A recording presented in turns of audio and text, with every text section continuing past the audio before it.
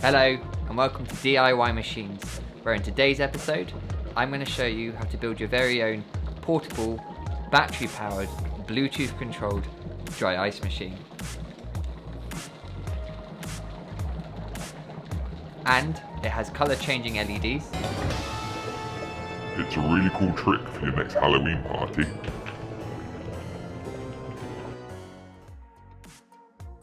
You can also choose to print a different nozzle. This one's great for creating a low-lying fog effect. You'll need a few things to build one of your own. I've put links down below where you can find these items on Amazon.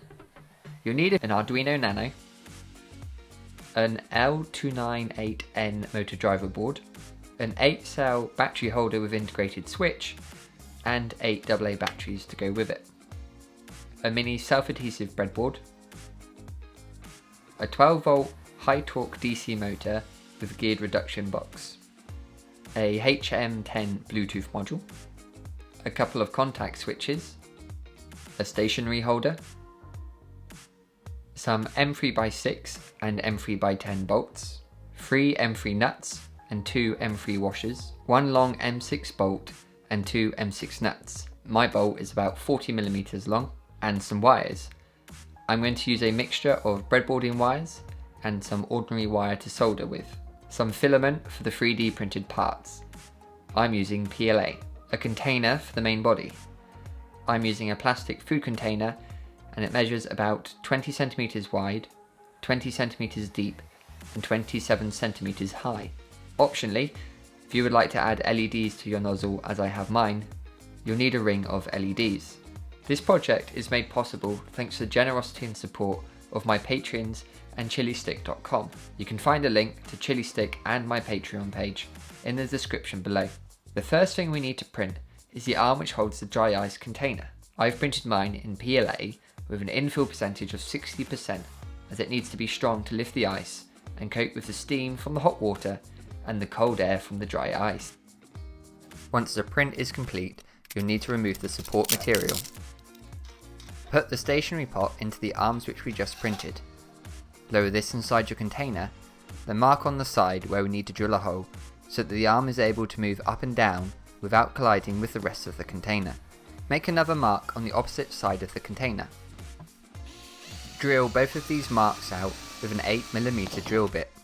Offer up the motor to one side of the container and then draw where we need the screw holes to be to mount the motor.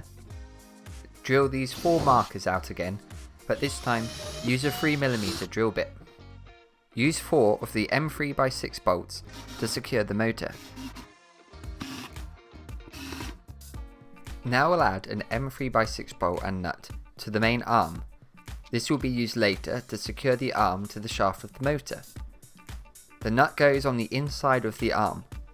Use a small Allen key to help hold it in place whilst you fit the bolt.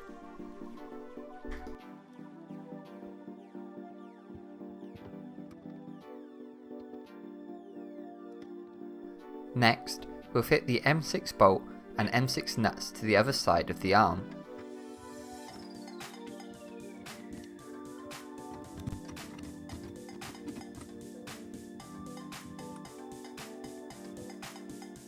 Fit the second bolt inside the 3D printed limit arm. And for the time being, screw this loosely onto the bolt. Now let's start with the electronics. Print the housing's bottom part, and then place the motor driver into its position in the bottom right. Use some of your M3x6 screws to hold this in place. Offer the housing up to the back of the container and use the pen to mark where we need to drill the holes for the bolts. Use a 3mm drill bit for these holes. Secure this in place by using 2 of the M3x6 bolts, the M3 washers, and 2 M3 nuts. Now add the Arduino Nano to the breadboard, ensuring that the side with 5 volts on it has 3 spare holes and the other has 2. Plug the Arduino Nano into your PC using a USB cable. Launch the Arduino IDE, download a copy of the code using the link in the description below. Ensure you have the board type Arduino Nano selected. The processor is an ATmega 328P, and check you have the right serial connection. Now you can upload the code to your Arduino Nano.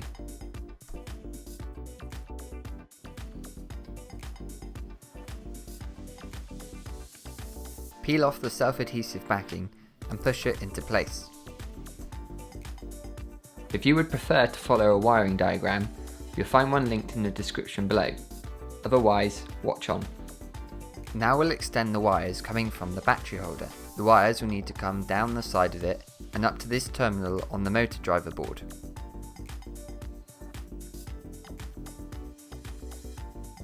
Insert the 8 AA batteries into the holder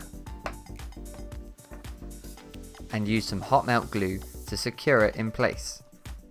Wrap some insulation around your solder joints to stop them from shortening the circuit.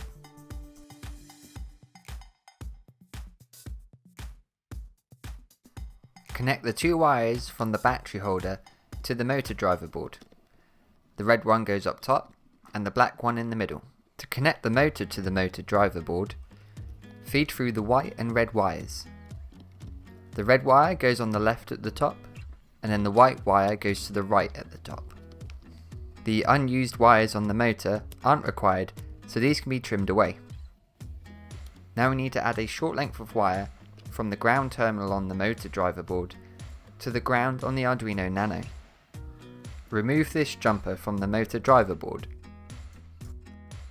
Use a wire to join Enable A from the motor shield to digital 11 on the Arduino, from input 1 on the motor shield to digital 9 on the Arduino, and finally from input 2 to digital 8 on the Arduino.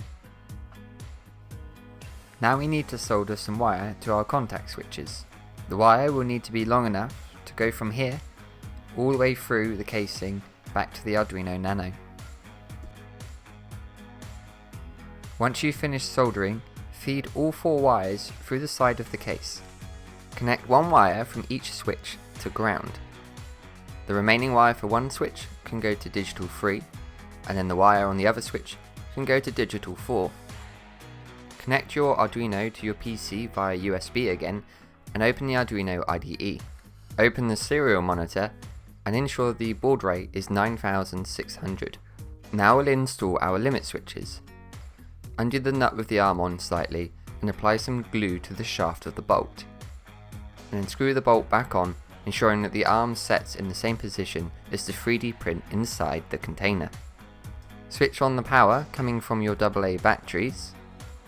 Now with the stationary holder back in place inside the 3D printed part, we can send a capital D for the Arduino serial monitor to lower the arm slightly. You want to continue to lower it until the stationary holder can swivel freely without hitting the 3D printed parts.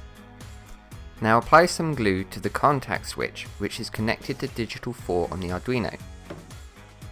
You want to push this into place so that the contact switch is engaged in its current position. You can test that this switch is working by sending a capital D through the serial monitor to lower the container, and then sending some capital U's for up. The container should stop trying to move once it hits the contact switch. Now for the lower limit switch, send the capital D for down again until the stationary container is just touching the bottom of the container. This is the position where you'll want to glue the other switch. And remember, the contact switch wants to be already pressed when you glue it up against the lever. Test this switch again, just like you did with the previous one. Now you might find, like me, you have some surplus wire. You can shorten these wires and it will help tidy up your electronics. Take the Bluetooth module and solder 4 6cm lengths of wire to each of the 4 legs.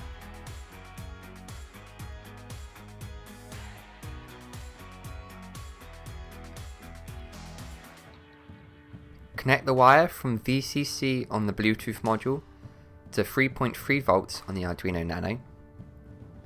The ground wire can go to a ground connection. The wire that's coming from transmit on the Bluetooth module wants to go to the receiving one, and then the receiving wire from the module wants to go to the transmit connection on the Arduino Nano. Carefully bend the wires on the Bluetooth module and install it into its place. Now we have just one more wire to add. This is from the 5V output on the motor shield to 5V on the Arduino Nano. This is how we will power it from the battery pack. Now we can assemble the nozzles for our dry ice machine. First I'm going to show you how to make this super simple low level fogger, and then I'll show you how to assemble this volcanic nozzle with integrated LED lighting effects. The part to print this nozzle is nozzle1.stl. I printed it on the side with supports and PLA with a layer height of 0.2mm. Once finished, place it on top of your lid and then mark where the 4 corners are. You'll then need to mark another 4 points just inside of these. Use a ruler to join the dots and then cut this inner square out.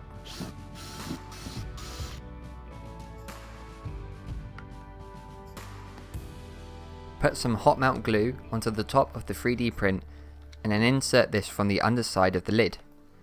Push it firmly in place until it's cooled.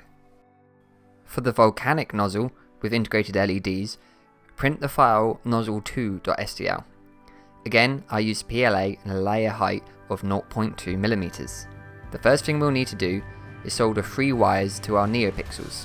Solder 1 to power, the second to ground, and then the third to digital in. Now thread the 3 wires coming from the LEDs down through the top of the nozzle and out through this hole. Add some hot melt glue to the back of the LEDs, and then these can also go down the top of the nozzle and be pushed firmly into its holding spot.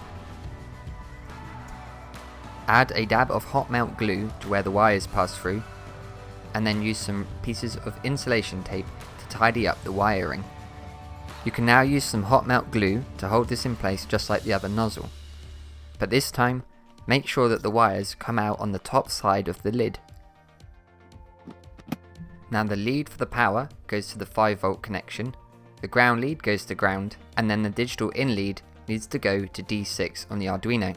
Route the cabling down the side of the battery holder, and then we can fit the lid using 3 M3x6 bolts. Now to connect to your dry ice machine via Bluetooth, you need to download an app to your phone. I'm using an Apple device and have downloaded an app called HM10 Bluetooth Serial. If you haven't already got an app, then just search your app store for HM10 Bluetooth and you should be able to find something to send commands over serial to your Arduino. You just need to send a single uppercase character for each of the commands. Send a U to move the container upwards, and send a D to move the container downwards. And then to control the LEDs, you can send R for red, B for blue, G for green, W for white, and O to turn off the LEDs. We're now at the point in the project where we're going to be using some dry ice. Dry ice is extremely cold and will burn you if it touches your bare skin. Follow all of the safety instructions provided by your supplier and you'll have plenty of fun without having to take anyone to A&E. Fill the bottom of the container with some hot but not boiling water. Then you can take some of your dry ice and load up the metal stationary container. Secure your lid with the nozzle of your choice on it, and then you can enjoy your finished project.